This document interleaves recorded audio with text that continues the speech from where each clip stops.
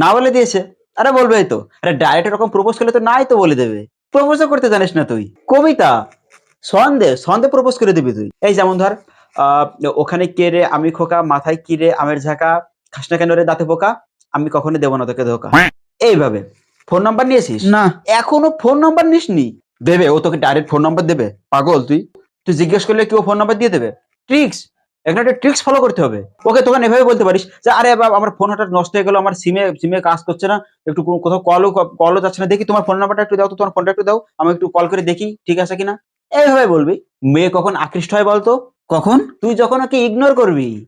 ও তো আঠার মতো লেগে থাকলে হয় না। একটু ইগনোর করতে শেখ। ৬ মাস ইগনোর কর, তারপর দেখ কি হয়।